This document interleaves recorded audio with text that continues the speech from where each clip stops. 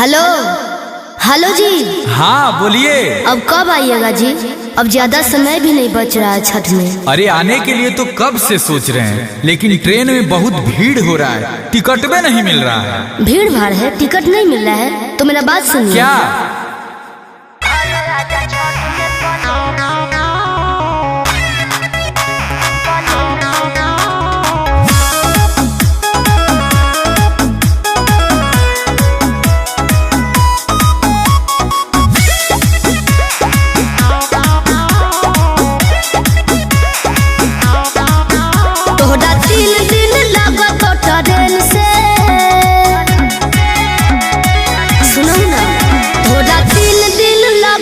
Train से पिया घर आजा छठ में प्लेन से, पिया घर आजा छठ में प्लेन से।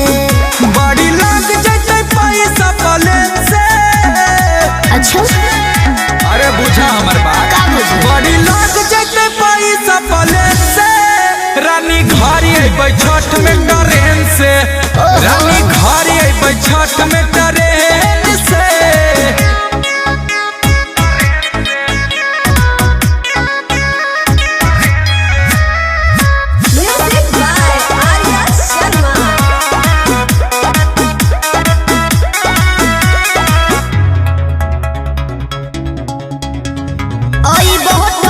से तो समय लग तो ज्यादा, कबले पहुँच भो बिहार तो नवादा। टिकट कटवाई लेबै चिंता नहीं करगे, 3 दिन पहले पहुँच जैबै घर गे।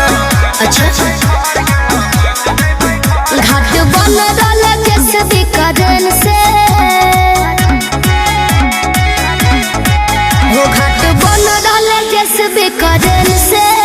पिया घर आजा छठ में प्लेन से, पिया घर आजा छठ में प्लेन से।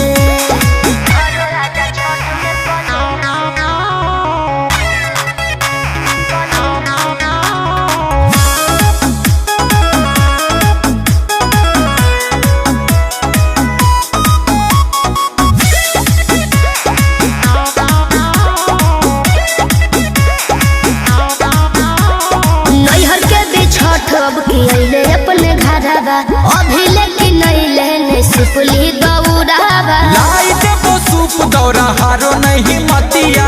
हंसी खुशी कर धनी छठ के बरातिया। ठीक है अमन गुंजन काम कर हो गडेन से।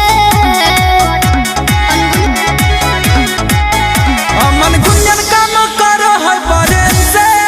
रानी घर अइबै छठ में ट्रेन से। सच्ची रानी घर अइबै छठ में ट्रेन से।